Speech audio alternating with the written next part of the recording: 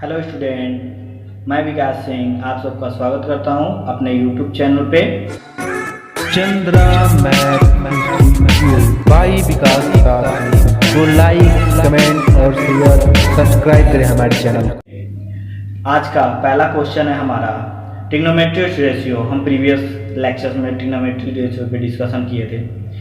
आज का पहला क्वेश्चन है if sine alpha equal to 1/2 prove that 3 cos alpha minus 4 cos alpha equal to 0। तो हम लिखेंगे गिवन दैट क्या दिया हुआ है, साइन अल्फा इक्वल टू 1/2। ये क्या होता है, sine alpha perpendicular upon hypotenuse, यानी कि परपेंडिकुलर अपॉन हाइपोटेनस, यानी हमको बेस फाइंड करना पड़ेगा। हम एक ट्रायंगल कंस्ट्रक्ट करेंगे, ऐसे ट्रायंगल कंस्ट्रक्ट करेंगे ए बी सी। ये एक्यूट एंगल होगा अल्फा, ये राइट एंगल होता है 90 डिग्री। तो हम क्या लिखेंगे, बाई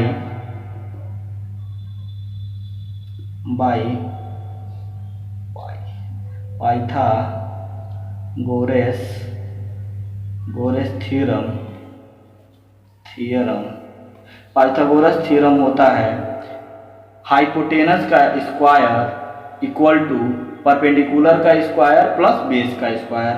हाइपोटेनस का स्क्वायर इक्वल टू परपेंडिकुलर का स्क्वायर प्लस बेस का स्क्वायर।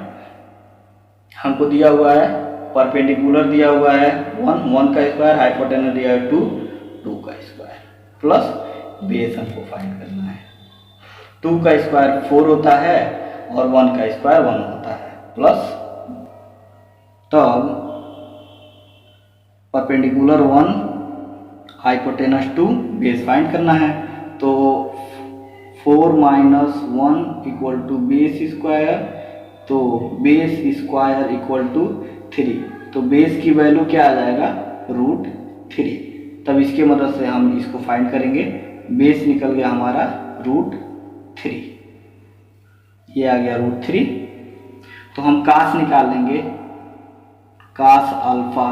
तो हम जानते थे प्रीवियस लेक्चर में पढ़े हुए हैं, या फिर आप इससे निकाल सकते हैं perpendicular base perpendicular upon hypotenuse base.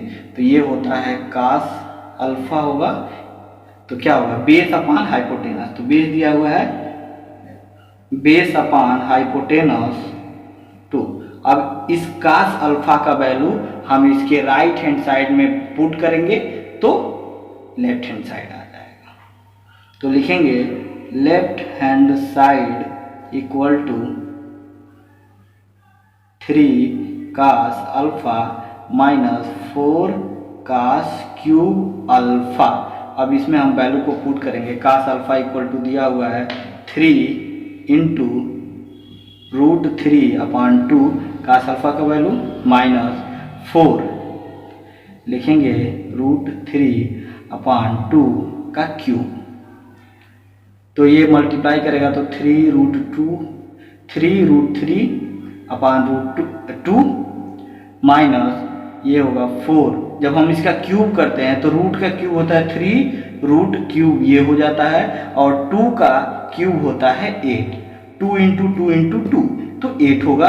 ये 4 कट जाएगा 2 बार में, तो 3√3/2 माइनस 3√3/2, ये दोनों कट जाएंगे, ये प्लस में ये माइनस में, तो 0 आ जाएगा। यानी कि हमारा राइट हैंड साइड आ गया, 0 है right hand side proof.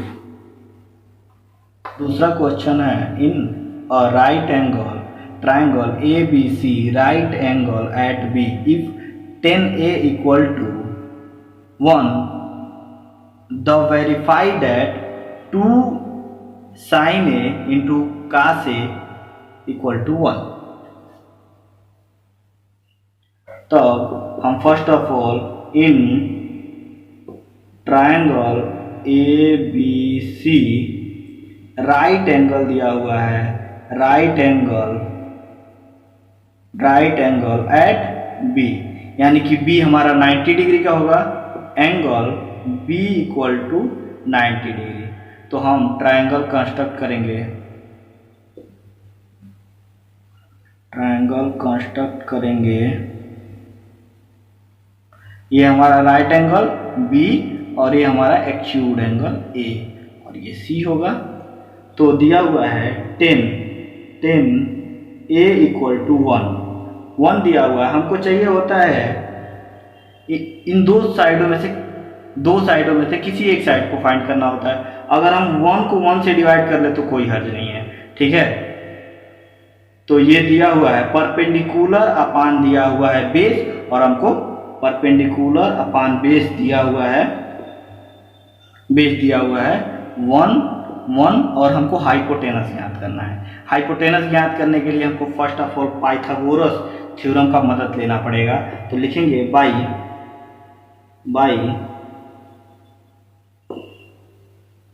Pythagoras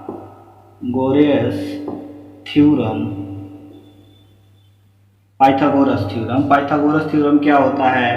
hypotenuse का स्क्वायर इक्वल टू परपेंडिकुलर का स्क्वायर प्लस बेस का स्क्वायर।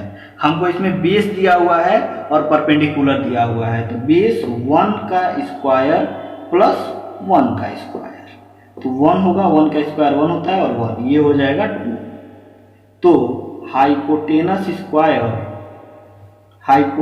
स्क्वायर इक्वल टू इतना दिया है, हमको हाइपोटेनस चाहिए तो हम लिख लेंगे √2।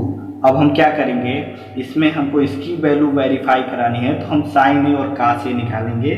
तो साइन ए हम बता चुके हैं, साइन ए इक्वल टू क्या होता है? साइन ए इक्वल टू हम प्रीवियस क्लासेस में पढ़ा चुके हैं, हम इसकी मदद से निकाल सकते हैं।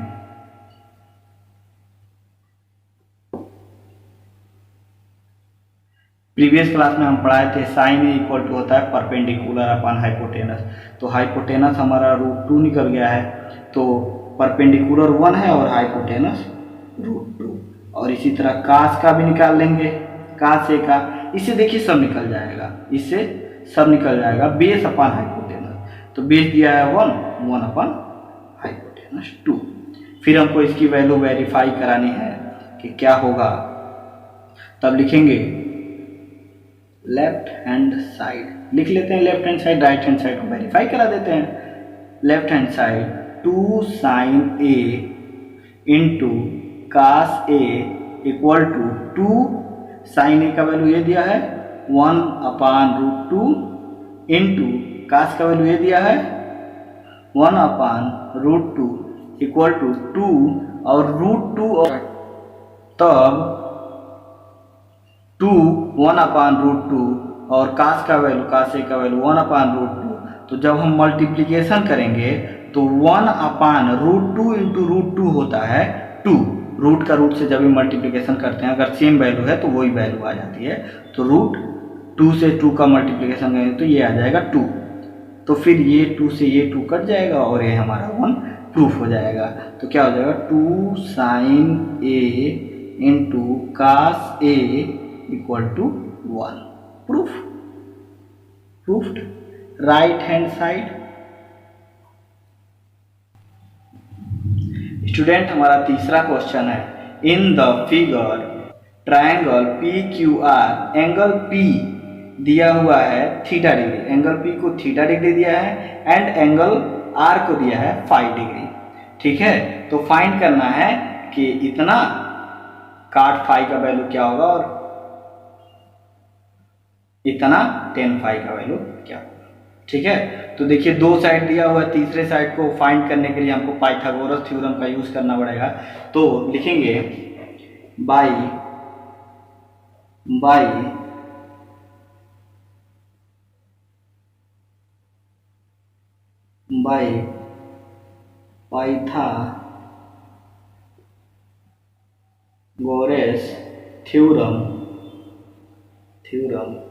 पाइथागोरस थ्योरम होता है हाइपोटेनस का स्क्वायर इक्वल टू परपेंडिकुलर का स्क्वायर प्लस बेस का स्क्वायर, ये होता है पाइथागोरस थ्योरम। तो हमको दिया हुआ है हाइपोटेनस दिया हुआ है x प्लस 2, तो हम लिख देंगे x प्लस 2 का होल स्क्वायर प्लस परपेंडिकुलर दिया हुआ है x स्क्वायर। हमको बेस ही फाइंड करना है, बेस ही इसी को फाइंड करना है, तो हम लिख लेंगे b base square equal to x plus 2 का whole square minus x square.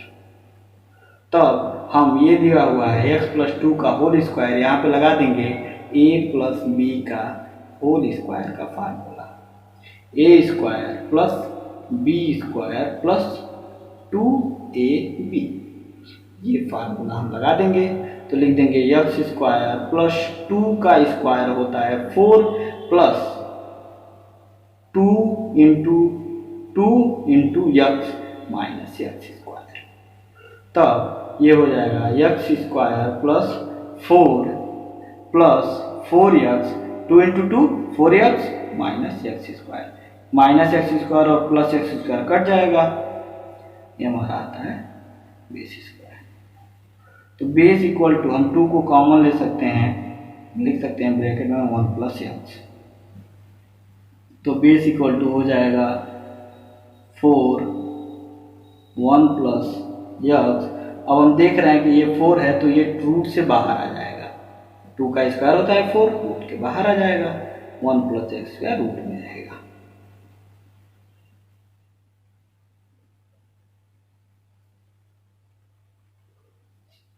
फिर हम वैल्यू फाइंड करना है काट फाई का वैल्यू फाइंड करना है हमको।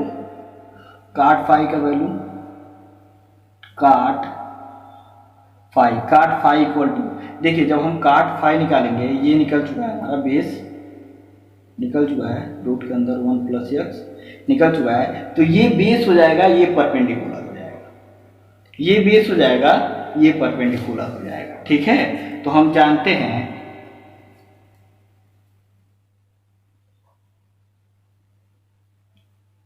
ये होता है 10 और 10 का रेसिप्रोकल होता है काट। तो बेस अपान परपेंडिकुलर, बेस कितना दिया हुआ है ये, और परपेंडिकुलर दिया हुआ है ये, तो हमको निकालना होगा base upon perpendicular.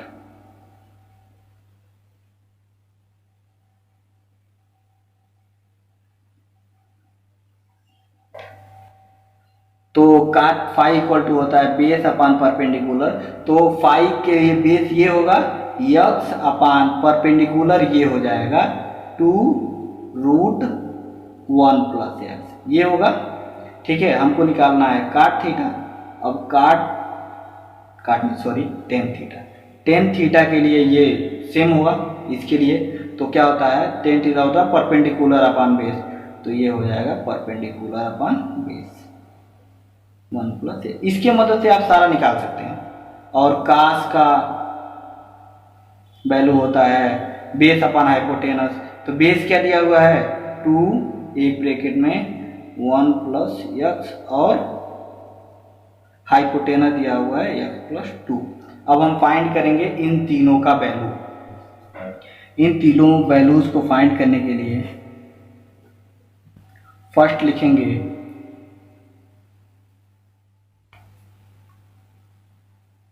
x root में x प्लस 1 काट फाई,